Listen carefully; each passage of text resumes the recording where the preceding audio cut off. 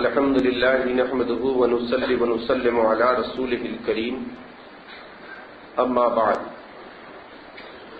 فاعوذ بالله من الشيطان الرجيم بسم الله الرحمن الرحيم وكونوا مع الصادقين آمنت بالله صدق الله العظيم وبلغنا رسوله النبي الكريم نحن على ذلك لمن الشاهدين والشاكرين والحمد لله رب العالمین۔ باوقار علماء ملت اسلامیہ، معزز سامعین حضرات، اہل سنت والجماعت کی تمام محافل کے دستور کے مطابق اپنے آقا و مولا محمد مصطفیٰ مجتبی مرتضیٰ صلی اللہ علیہ وسلم کی مقدس بابرکت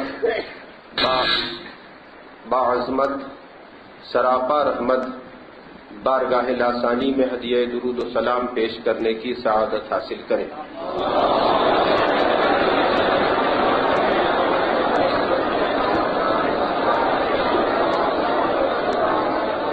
اللہ رب محمد صلی اللہ علیہ وسلم وعلی ذبیہ وآلہ ابد الدہور وکرما۔ حضرات، خطیب و امام مسجد حاضہ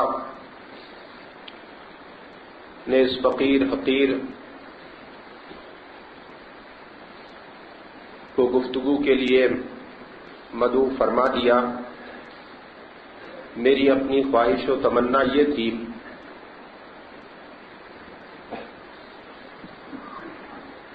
کہ ایمان کو تازہ کرنے کے لیے پہلے کلام اعلی حضرت میں سن لیتا،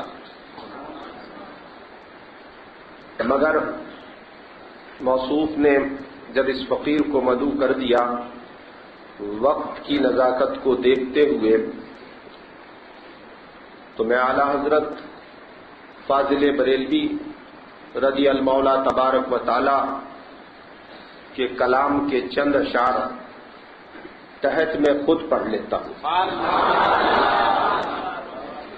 امام اہل سنت ارشاد فرماتے ہیں، اور یہ وہ کلام ہے کہ جس کلام کے اوپر میرے مرشد برحق تاجدار اہل سنت پیشوائے امت نور الاسلام والمسلمین حضور پر نور سرکار سیدنا مفتی اعظم محمد مصطفیٰ رضا خان علیہ رحمت و رضوان مجدد معت حاضرہ کو وجد آ گیا تھا۔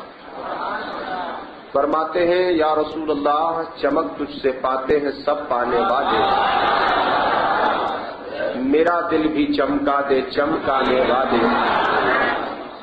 برستا نہیں دیکھ کر ابر رحمت، بدوں پر بھی برسا دے برسانے والے،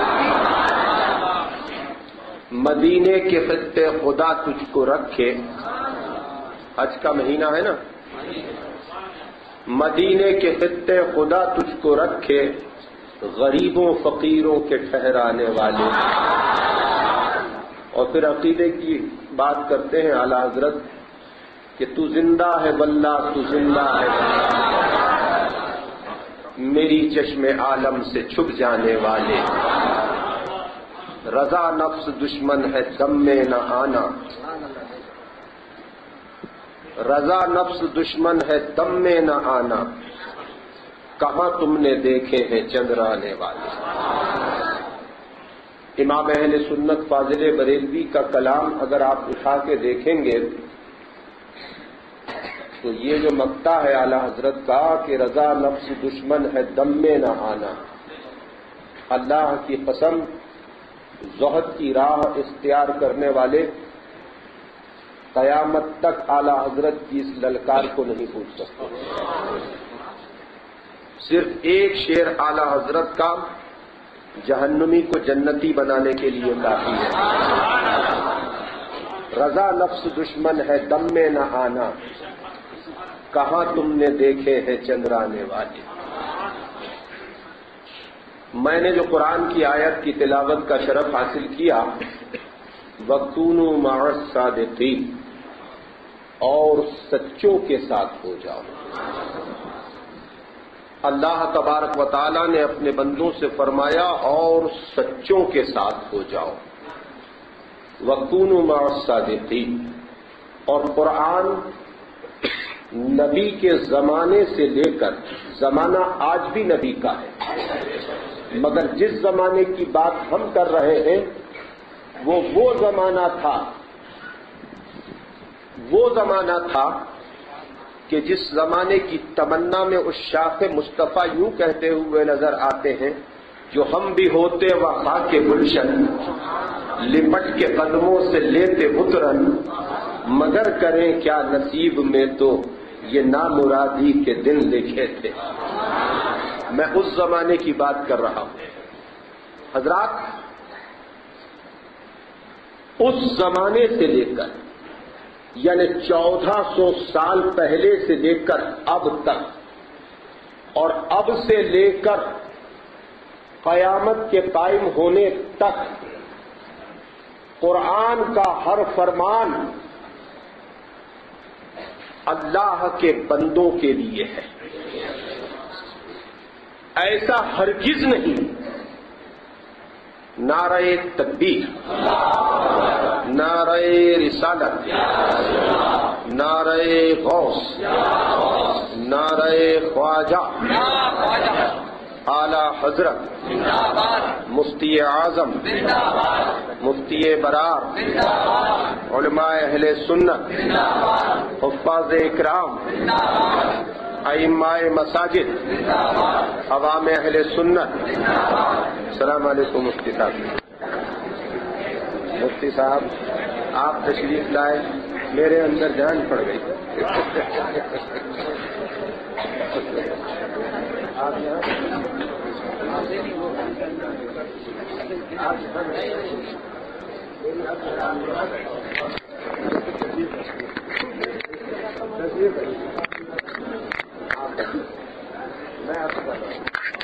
آپ سب کی خوشی ہے مفتی صاحب یہاں بیٹھے؟ سبحان اللہ، سب کی تمنا پوری کرنا ثواب ہے۔ مفتی صاحب کو ثواب مل گیا اور عالم کی تعظیم کا ثواب تمہیں مجھے سب کو مل گیا، دونوں فائدے میں، یہ بھی اور ہم بھی۔ درود پاک سنائیے۔ اللہ رب محمد صلی اللہ علیہ وسلم وعلی ذبیح وآلہ ابد الدہور وکرما۔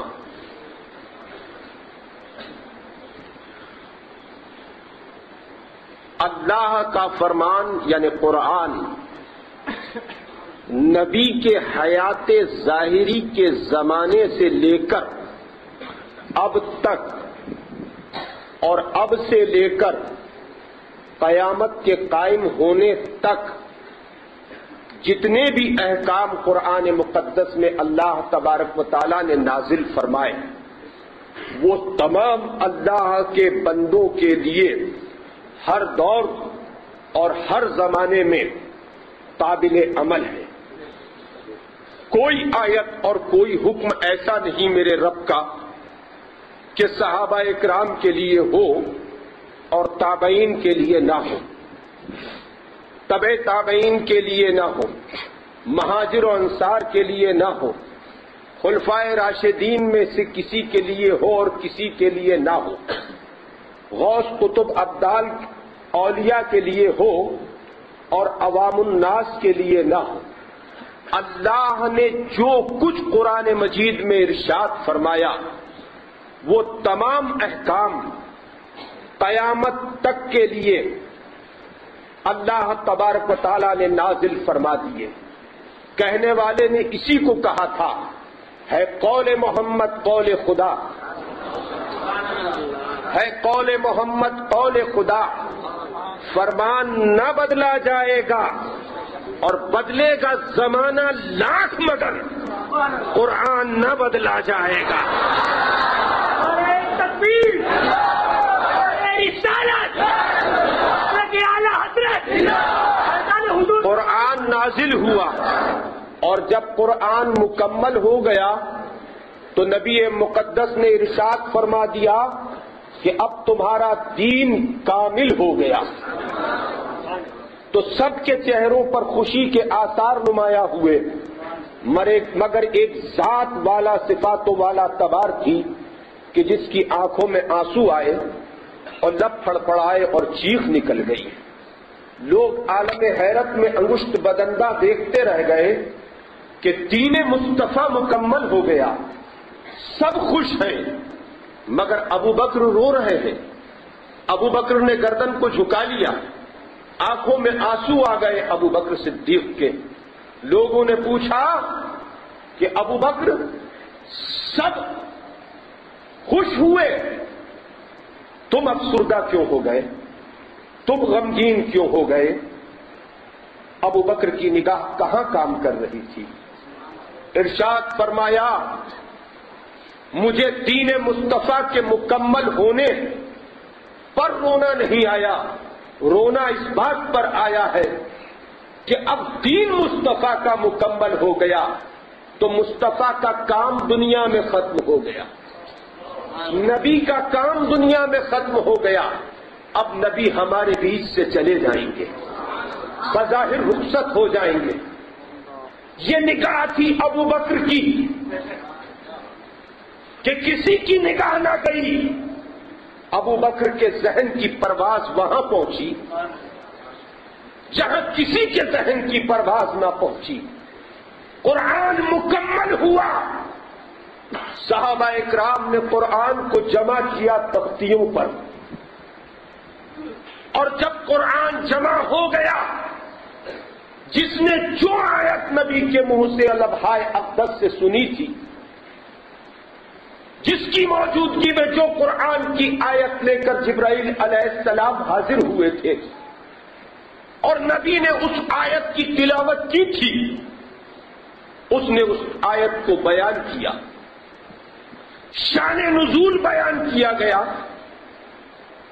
قرآن کی تفسیر بیان کر دی گئی، صحابہ اکرام کے بیچ قرآن تختی پر آ گیا۔ عمر فاروق اعظم کے دور کے بعد عثمان غنی کا دور آیا، قرآن اوراق کے اوپر آ گیا، مگر قرآن اللہ کا کلام ہے۔ اسی کلام الہی کے لیے میرے نبی نے ارشاد فرمایا تھا کہ بعض وہ ہوں گے کہ پڑھیں گے مگر حلق سے نیچے نہیں اترے گا۔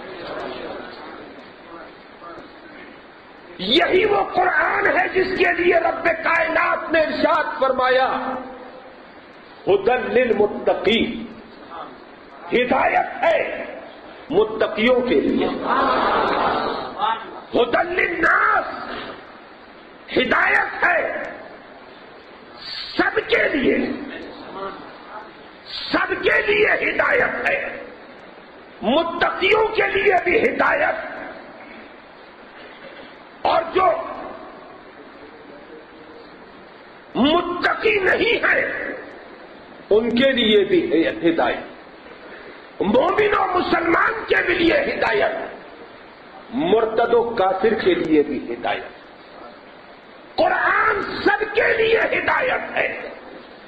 جب میرے رب نے ارشاد فرما دیا ھدی للناس، تو بات ختم ہو جانا چاہیے تھی، بات ختم ہو جانا چاہیے تھی، مگر مصطفیٰ نے ارشاد فرمایا کہ بعض وہ ہوں گے کہ پڑھیں گے مگر گلے سے نیچے نہیں ہوں گے،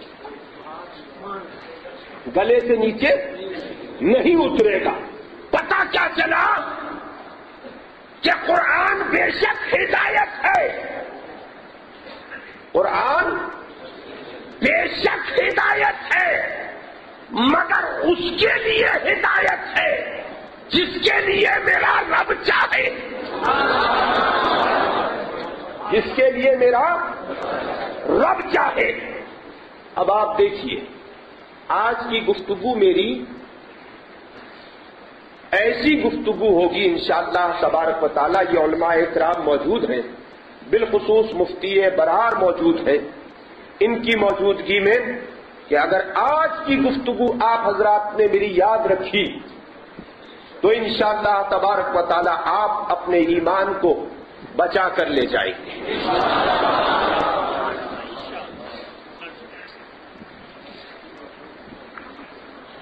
بات مکمل ہو گئی کہ قرآن ہدایت ہے سب کے لیے. پھر نبی کا یہ فرمان کہ کوئی پڑھے گا گلے سے نیچے نہیں اترے گا، وہ قرآن ہے جہاں فرمایا گیا ھدی للناس، اور یہ حدیث ہے جہاں فرمایا گیا کہ گلے سے نہیں اترے. اب آپ آئیے تھوڑا سا دور چلیے.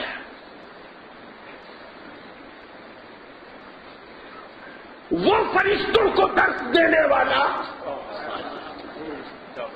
جس کی جناب میں لوگوں فرشتوں نے زانوئے ادب طے کیے، ذرا اندازہ لگائیے کہ جبرائیل علیہ السلام کے علم کا عالم کیا ہے، کہ جبرائیل علیہ السلام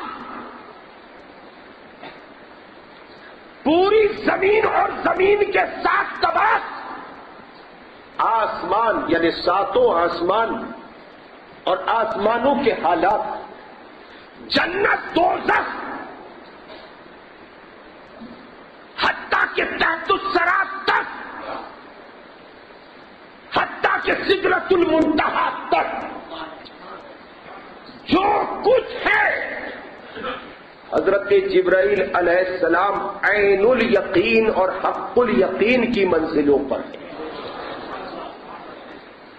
جبرائیل نے سب اپنی آنکھوں سے دیکھا ہے، بات سنی ہوئی نہیں ہے. اگر سنی ہوئی کوئی بات ہے تو وہ صرف اتنی ہے کہ لا الہ الا اللہ.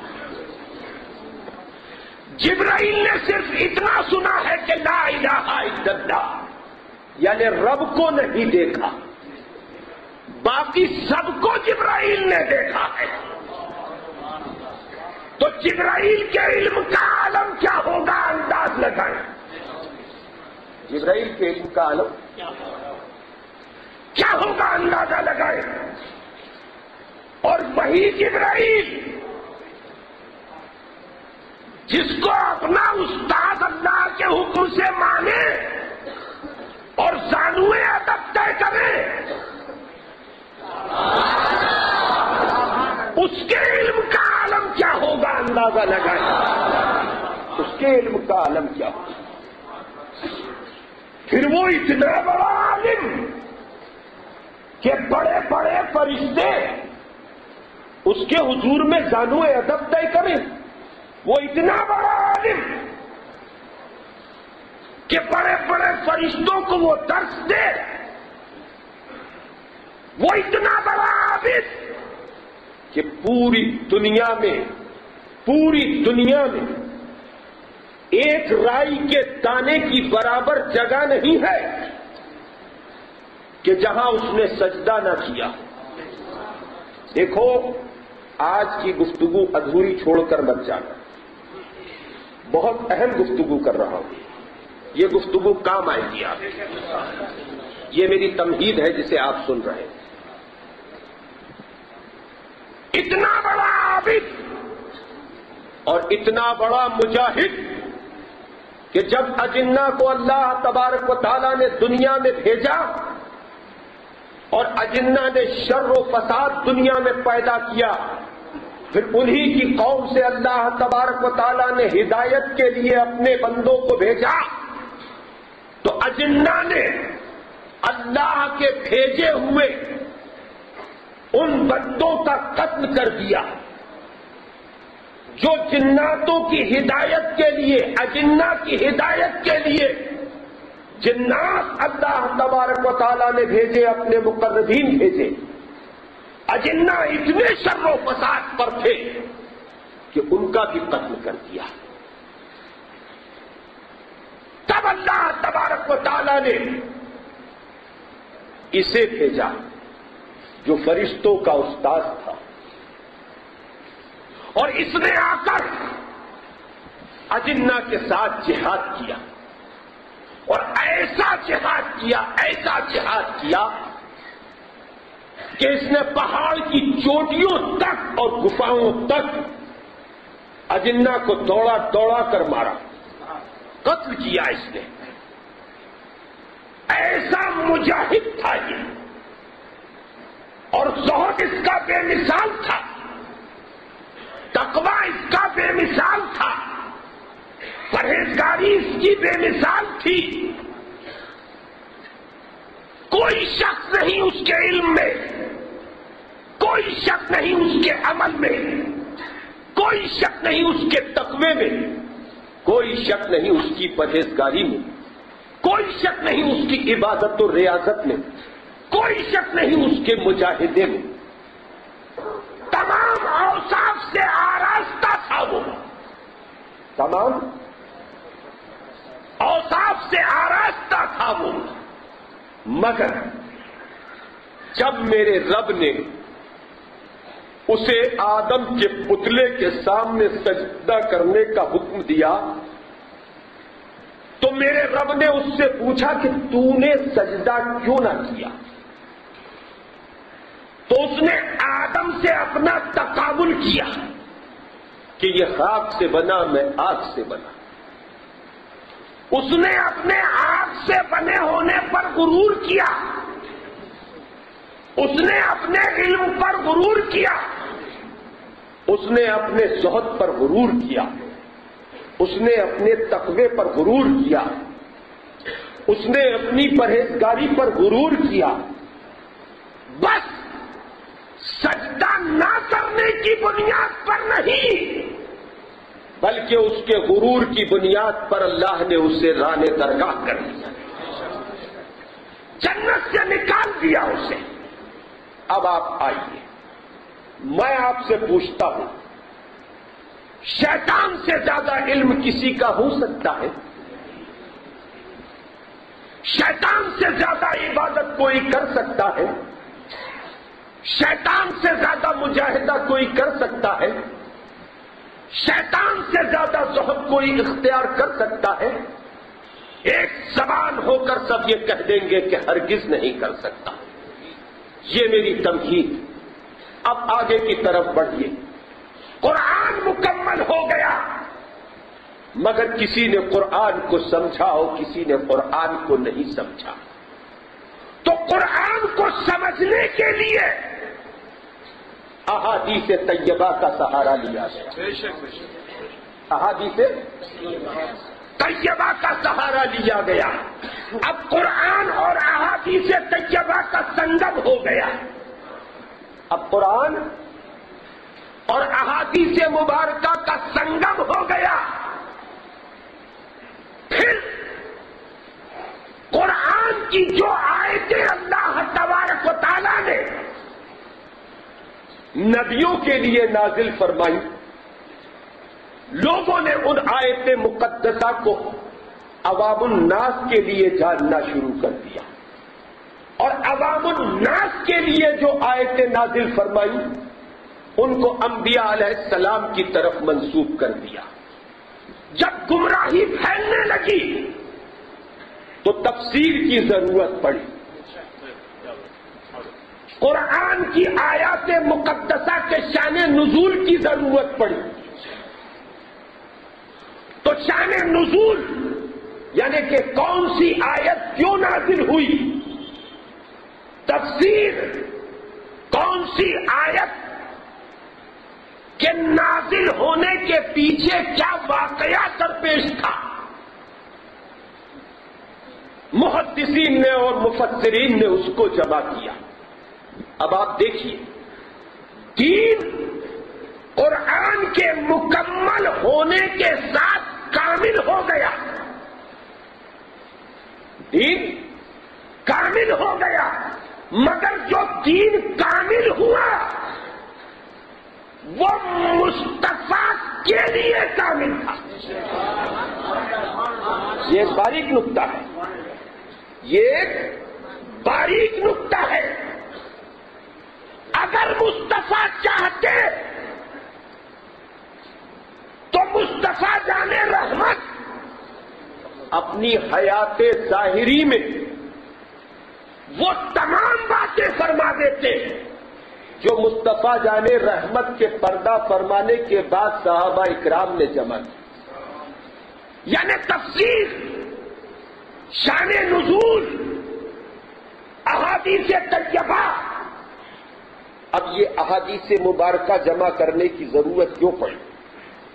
اس لیے کہ صحابہ اکرام نے جانا کہ قرآن سب کے لیے کافی نہیں، قرآن سب کے لیے کافی نہیں ہے۔ جہاں قرآن سمجھ میں نہیں آئے گا وہاں احادیث مبارکہ کا سہارا لیا جائے گا، مگر احادیث مبارکہ کے جمع ہونے کے بعد بھی محدثین نے احادیث مبارکہ جمع کی نا، اور ایک ایک حدیث کو جمع کرنے کے لیے محدثین نے سینکڑوں کلومیٹر کے سفر طے کیے، بڑا مجاہدہ کیا ہے، بڑی محنت کی ہے محدثین نے۔ اور جب احادیث طیبہ جمع ہو گئی، یعنی نبی کریم کے ارشادات جمع ہو گئے، تو پھر محسوس کیا ائمہ نے کہ نہیں، قرآن، تفسیر، حدیث، شان نزول مکمل ہونے کے بعد بھی اب بھی کسی چیز کی ضرورت ہے، اب بھی کسی بات کی ضرورت ہے۔ تو وجود میں آیا فقہ، وجود میں آیا فقہ، کیا آیا؟ فقہ۔ بالفاظ دیگر یوں کہوں کہ شریعت مصطفیٰ وجود میں آ گئی، شریعت مصطفیٰ وجود میں آ گئی۔ قرآن حدیث سے نچوڑ نکالا ائمہ نے مسائل کا، اور جب مسائل کا نچوڑ نکالا گیا تو فقہ کی کتابیں وجود میں آئیں، اسی کو شریعت کہا گیا، اسی کو قانون کہا گیا۔ اب پتہ کیا چلا کہ قرآن کافی نہیں رہا سب کے لیے، احادیث مبارکہ کافی نہیں رہی سب کے لیے، تفسیر کافی نہیں رہی سب کے لیے، شان نزول کافی نہ رہا سب کے لیے، جب تک کہ شریعت مصطفیٰ کو نہیں جان لینا۔ قرآن کو پڑھنا ہوگا شریعت کے دائرے میں رہ کر، احادیث طیبہ کو جاننا ہوگا شریعت کے دائرے میں رہ کر، تفسیر قرآن کو پڑھنا ہوگا شریعت کے دائرے میں رہ کر، شان نزول کو جاننا ہوگا شریعت کے دائرے میں رہ کر، اور شریعت سے ہٹ کر اگر کوئی صرف قرآن کو پڑھے گا تو جو قرآن ہدایت دینے والا ہے وہی قرآن گمراہی کا سبب بن جائے گا، وہی احادیث مبارکہ گمراہی کا سبب بن جائیں گی۔ جنہوں نے خود کو اہل قرآن کہا اور احادیث مبارکہ سے پلہ جھاڑ لیا وہ گمراہ ہو گئے، جنہوں نے خود کو اہل حدیث کہا اور قرآن سے پلہ جھاڑ لیا وہ بھی گمراہ ہو گئے، اور جنہوں نے قرآن کو پڑھا، تفسیر اور شان نزول سے پلہ جھاڑ لیا وہ بھی گمراہ ہو گئے۔ راہ پر کون رہا کہ جس نے شریعت کے ستون کو پکڑ کر قرآن کو پڑھا، قرآن نے اس کو ہدایت دی، حدیث نے اس کو ہدایت دی، تفسیر کو پڑھا، تفسیر نے اس کو ہدایت دی، شان نزول قرآن کا پڑھا، آیات مقدسہ کا پڑھا، شان نزول نے اسے ہدایت دی۔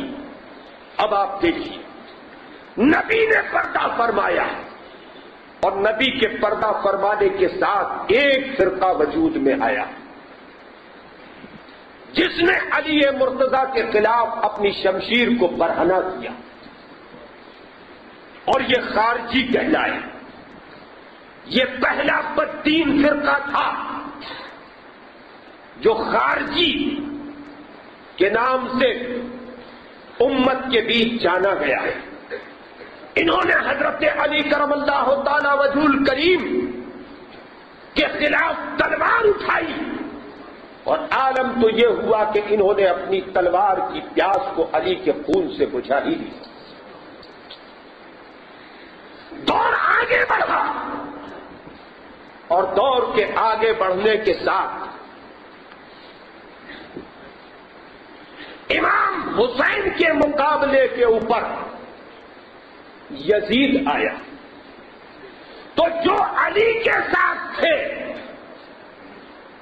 وہ شیعان علی کہلائے، مگر وہ جو شیعان علی تھے وہ حق پر تھے، وہ باطل نہیں تھے، وہ حق پر تھے۔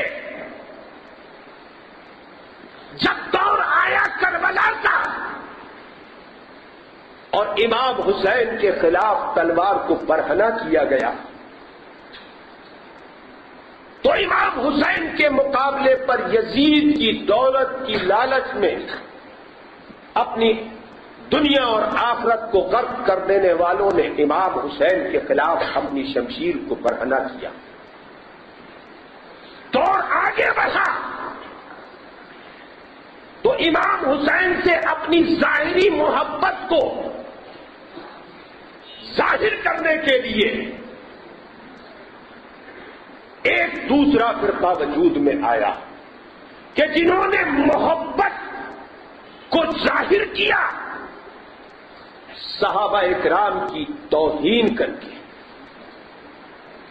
اور یہ شیعہ کہلائے۔ اب دو فرقے ہو گئے صحابہ اکرام کے دین کے مقابلے پر۔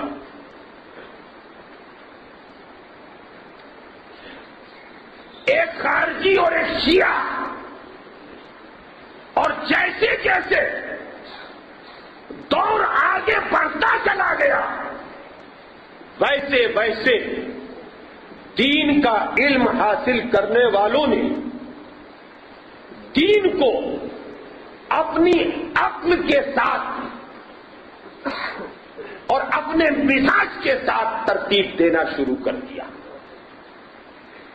یعنی دین میں ان کے مزاج کے خلاف اگر کوئی بات تھی تو اس میں انہوں نے آسانی پیدا کر دی، اور ان کے مزاج کے مطابق کوئی بات تھی تو اس میں انہوں نے شدت اختیار کر لی۔ آہستہ آہستہ دین مصطفیٰ کی شکل کو یہ تبدیل کرتے گئے، اور نئے نئے فرقے وجود میں آتے چلے گئے۔ خیال رہے، قرآن، حدیث، فقہ، ان میں سے کسی ایک کو اگر چھوڑ دیا جائے تو کوئی صحیح دین کو نہیں سمجھ سکتا، مصطفیٰ کے دین کی حقیقت اور مصطفیٰ کے دین کی گہرائیوں کو نہیں سمجھ سکتا۔ جتنے بھی فرقے وجود میں آئے وہ سب اسی لیے وجود میں آئے کہ رضا نفس دشمن ہے دم میں نہ۔ جب نفس غالب آیا تو دین تبدیل کر دیا گیا، دین کو مزاج کے مطابق ڈھالنا شروع کر دیا گیا۔ لوگوں کی واہوائی کو حاصل کرنے کے لیے، لوگوں کی جھوٹی تعریف حاصل کرنے کے لیے دین کے اندر تبدیلیاں پیدا کرنے۔ خیال رہے، وہ یہودی اور نصارا تھے جن کا فتویٰ، جن کے علماء کا فتویٰ امیروں کے لیے اور ہوا کرتا تھا، غریبوں کے لیے اور ہوا کرتا تھا۔ جس جرم پر امیروں کو بخش دیا کرتے تھے تاوان لے کر،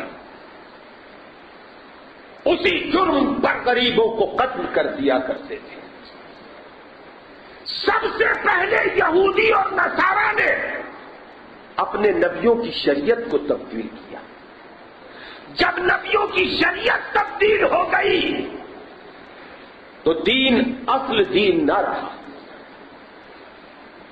امیروں کو دیکھ کے فتویٰ اور جاری ہوا، غریبوں کو دیکھ کے فتویٰ اور جاری ہوا۔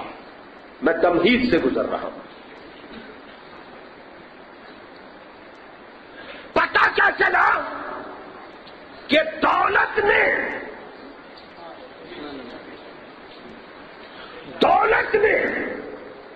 جھوٹی تعریف نے، شہرت کی چاہ نے اور نفس کے غلبے نے یہودی اور نصارا کے علماء کے ایمان کو سلب کر دیا، دین کو سلب کر دیا اور انہیں گمراہی میں ڈال دیا، گمراہی میں ڈال دیا۔ دین منسوخ بعد میں ہوا، دین کی شکل کو پہلے تبدیل کر دیا گیا۔ حضرات، اب آپ دیکھیے، جیسے جیسے دور قیامت کی طرف بڑھ رہا ہے، نبی کریم کی باتیں یاد آ رہی ہیں۔ مصطفیٰ جان رحمت نے پچھلے دور کو دیکھتے ہوئے اور اپنی نگاہ رسالت سے آنے والے دور کو دیکھتے ہوئے اپنے صحابہ اکرام کے جھرمٹ میں کلام فرمایا۔ دو احادیث طیبہ سماعت فرمائیے۔ مصطفیٰ کی بارگاہ میں صحابہ اکرام حاضر ہیں۔ اللہ کے رسول نے ارشاد فرمایا، ہر امت کی ایک آزمائش ہے، ہر امت کی، اور میری امت کی بھی ایک آزمائش ہے۔ صحابہ اکرام نے عرض کیا، یا رسول اللہ، ہم آپ کے امتی ہیں، آپ کے امتیوں کی آزمائش کیا ہے؟ تو اللہ کے رسول نے ارشاد فرمایا کہ میری امت کی آزمائش دنیا ہے۔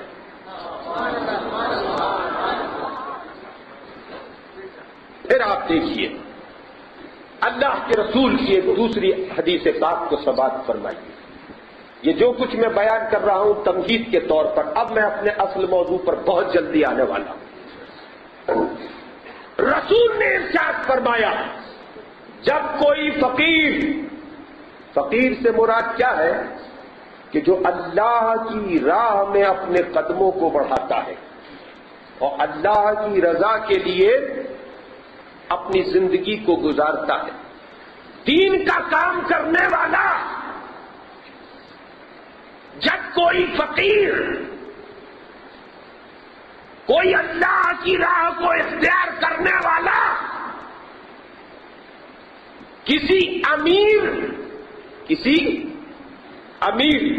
کس کے دولت مند، کسی دولت مند سے امید رکھتے ہوئے اس کی تعظیم میں اٹھ کر کھڑا ہوتا ہے تو اس کا تہائی ایمان چلا جاتا ہے۔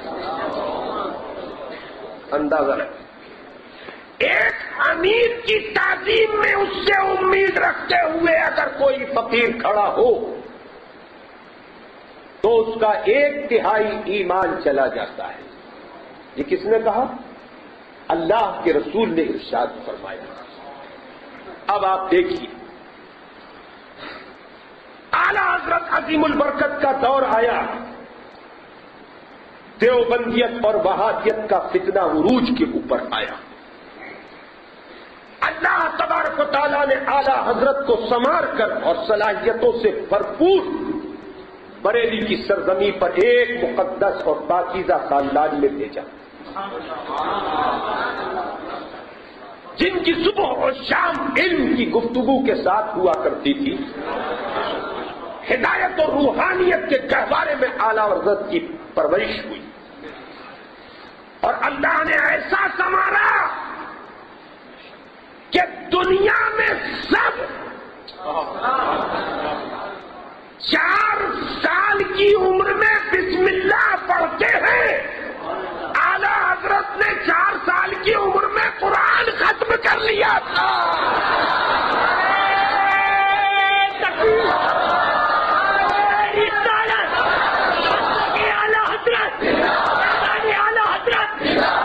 حضور مفتی اعظم طریقۃ حضور جمال العلماء، عشق احمد، عشق محمد، احمد عشق محمد۔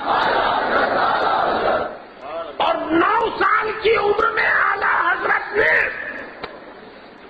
عربی کی پہلی تصنیف قرآن کے، عربی کی پہلی تصنیف قوم کے حوالے کر دی، اور 14 شعبان کو 14 سال کی عمر میں اعلیٰ حضرت نے جوانی میں قدم رکھا، اور جس دن جوانی میں قدم رکھا اسی دن پہلا فتویٰ تحریر فرما دیا۔ یہ تیزی تھی، سب کچھ جلدی جلدی ہونا تھا، اس لیے کہ کام بہت کچھ کرنا تھا۔ دیوبندی اور وہابیت کا فتنہ ہندوستان سے لے کر حجاز کی سرزمین تک سر اٹھا رہا تھا۔ نبی کریم کی حیات کا انکار کیا جا رہا تھا، اور کوئی یہ نہ سمجھے کہ اعلیٰ حضرت کے دور میں اللہ کے رسول کی حیات طیبہ کا انکار کیا گیا۔ سب سے پہلے اگر اللہ کے رسول کو معاذ اللہ رب العالمین مر کر مٹی میں مل گیا اگر کسی نے کہا ہے تو وہ حجاج بن یوسف تھا، تبع تابعین کے دور میں حجاج بن یوسف تھا،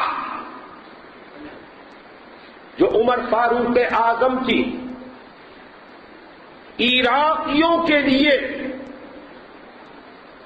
برے کی دعا کے سبب اللہ تبارک و تعالیٰ نے عراق کے اوپر نازل فرمایا تھا۔ عمر فاروق اعظم نے دعا کی، اور عمر فاروق اعظم کی دعا کو بد نہیں کہہ سکتے، وہ دعا تھی، اور اس دعا کے سبب اللہ تبارک و تعالیٰ نے حجاج بن یوسف جیسے ظالم کو عراق کی سرزمین کے اوپر نازل کیا تھا، اور کوفہ میں اس نے سلطنت کی، اور پہلی بار اس نے نبی کریم کی تربت اقدس کے سامنے کھڑے ہو کر نبی کریم کو معاذ اللہ رب العالمین گستاخانہ کلمات کے ساتھ یاد کیا۔ تو حجاج بن یوسف کے دور میں صحابہ اکرام نے، تابعین نے، تبع تابعین نے، اکابر علماء اکرام نے حجاج بن یوسف کے اوپر کفر کا فتویٰ لگایا۔ کس کے اوپر؟ کفر کا فتویٰ لگایا۔ پتہ کیا چلا کہ جو مصطفیٰ کی حیات کا انکار کرے وہ صحابہ کے نزدیک کافر ہے، تابعین کے نزدیک کافر ہے، تبع تابعین کے نزدیک کافر ہے، ائمہ اور مجتہدین کے نزدیک کافر ہے۔ اور یہ میں نہیں کہہ رہا، یہ دیوبند سے چھپی ہوئی کتابوں کے اندر محفوظ ہے۔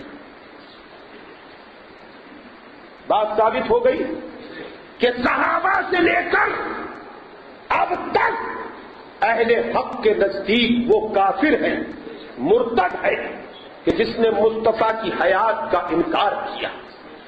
اب اس بات کو ذہن نشین کر لیجئے گا، اس بات کو ذہن نشین کر لیجئے گا۔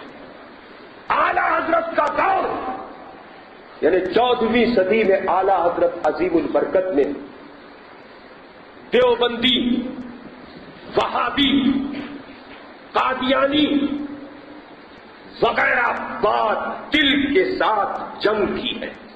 جہاد کیا ہے اعلی حضرت نے. اب آپ کے دل کو لذت محسوس ہو اس کے لیے ایک لطیفہ سنیے. جب غلام احمد قادیانی نے نبوت کا دعویٰ کیا کا اور غلام احمد قادیانی نے یہ کہا کہ میں نبی ہوں معاذ اللہ، تو جتنے بھی لوگ اس کے ساتھ پڑھے ہوئے تھے، اس کے ہم اثر تھے، ان سب کے نام اس نے خط لکھا کہ میں غلام احمد قادیانی اللہ کا نبی ہوں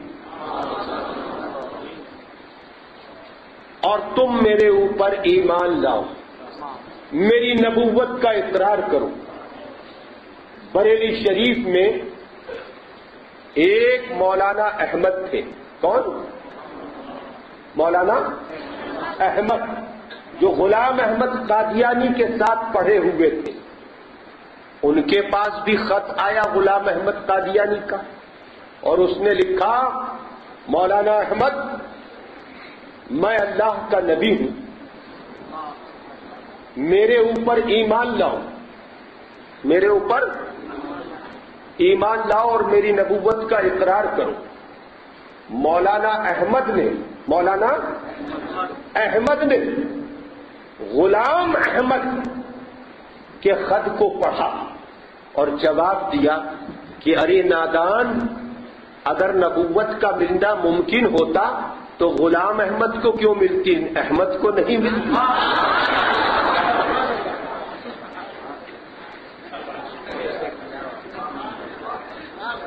غلام کو کیوں ملتی؟ دور میں لوگوں نے اپنے اپنے انداز پر باطل کا رد کیا اور جواب دیا.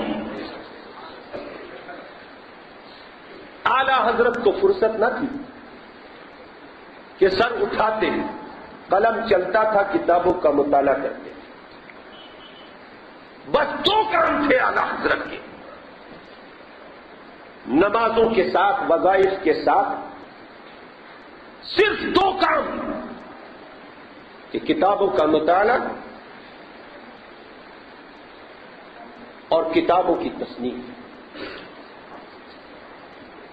عوام الناس سے اعلی حضرت ملاقات نہیں کیا کرتے تھے، اور جمعے کے دن اکابر علماء اکرام جس میں سر فہرست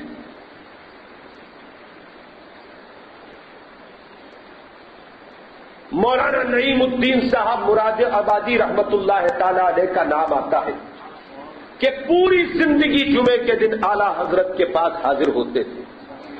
محدث سورتی پیلی بھیتی ہر جمعے کو اعلی حضرت کے پاس حاضر ہوتے تھے اور اعلی حضرت سے درس حاصل کیا کرتے تھے. اب آپ دیکھیے، یہ اعلی حضرت کے دور پر میں نے تھوڑی سی نظر ڈالی. جب دور آگے بڑھا اور مجدد ماہ کے حاضرہ سرکار مفتی اعظم کا دور آیا تو جو کچھ اعلی حضرت نے بند کمرے میں کیا تھا اپنی سیرت و زندگی میں ڈھال کر سرکار مفتی اعظم نے گھروں گھر وہ سب پہنچا دیا اور حق اور باطل کے بیچ خط امتیاز کھینچ دیا اور بتا دیا کہ دیوبندیت، وہابیت، قادیانیت اور نام نہاد اہل حدیث یہ ہے اور اہل سنت والجماعت یہ ہے. میں اب بھی تنقید سے گزر رہا ہوں. اصل گفتگو میری آپ لوگ سنیے گا. یہ زندگی میں پہلی بار میں نے تقریر کی ہے کہ جس کی تمہید کو 1 گھنٹہ ہو گیا. تمہید کو 1 گھنٹہ ہو گیا. میں صرف یہ چاہتا ہوں، میں نے اپنی اس تقریر کو کبھی نہیں بیچا ہندوستان کے کسی حصے میں. کوئی نہیں کہہ سکتا کہ جمال رضا خان قادری نے کسی سے کرایہ بھی منگوایا ہو. کوئی نہیں کہہ سکتا کہ جمال رضا خان قادری کو تقریر کے نام پر کسی نے لفافہ اور نذرانہ اکولا کی سرزمین پر دیا ہو. میں نے کبھی نذرانوں پر نظر نہیں رکھی. میں کمرے میں، مسجد میں اور میدان میں جب گفتگو کرتا ہوں تو اللہ کے لیے کرتا ہوں.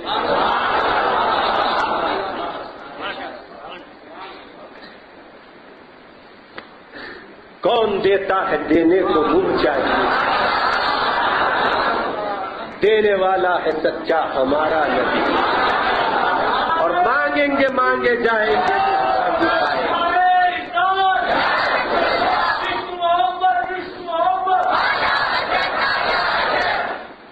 مانگیں گے مانگے جائیں گے، منہ مانگی پائیں گے. سرکار میں نہ لا ہے نہ حاجت اگر کی ہے. ارے مست صورت کے گنجے کی تصویر بنے ہوئی چیز پر ہم کیا نگاہ بگاڑیں گے؟ ارے ہم وہ ہیں اللہ تبارک و تعالیٰ کی توفیق سے اور مرشد برحق کی جوتیوں کے صدقے میں کہ ہم اپنی بولی کے بدلے اللہ سے دنیا میں اپنی مغفرت طلب کر لیں گے. مصطفیٰ کی شفاعت کبریٰ حاصل کر لیں گے. بات ضمن نکل آئی. میری خواہش یہ رہتی ہے کہ لوگوں کو ہدایت حاصل ہو جائے. میری گفتگو کو سننے کے بعد لوگ حق اور باطل کو جان لیں اور سمجھ لیں. ایمان کا بچانا ہی اصل تبلیغ ہے. ایمان کا بچانا ہی اصل تبلیغ ہے. نماز کا پڑھوا دینا تبلیغ نہیں ہے، روزے کا رکھوا دینا تبلیغ نہیں ہے، حج کا کروا دینا تبلیغ نہیں ہے، زکات کا ادا کروا دینا تبلیغ نہیں ہے. ارے کلمہ لا الہ الا اللہ پڑھا ہے، کسی نے کلمہ پڑھ کے ایمان کو قبول کیا ہے تو اس کے ایمان کو بچا لینا ہی تبلیغ ہے. بات سمجھ میں آئی نا؟ تبلیغ کے دو حصے ہیں، ایک عقیدے کی تبلیغ اور ایک عمل کی تبلیغ. عقیدے کی تبلیغ اصل ہے، بنیاد ہے، اور عمل کی تبلیغ بنیاد پہ کھڑی عمارت ہے. جس طرح سے بے بنیاد عمارت ریت کے ڈھیر کی مانند کوئی جھٹکا برداشت نہیں کر سکتی، اسی طرح سے عقیدے کو چھوڑ کر عمل پر آمادہ اگر کر دیا جائے تو وہ عمل کرنے والا اپنے ایمان کو کبھی نہیں بچا سکتا، کبھی نہیں بچا سکتا. پوری ذمہ داری کے ساتھ کہہ رہا ہوں. اللہ چاہے تو سب کچھ ہوتا ہے، جو چاہے میرا. مفتی اعظم نے پردہ فرمایا، بریلی شریف کو دیوبندیت سے، وہابیت سے، قادیانیت سے، چکڑالویت سے، اہل حدیث جو کہلاتے ہیں ان سے، اہل قرآن جو کہلاتے ہیں ان سے مقابلہ کرنا پڑتا تھا.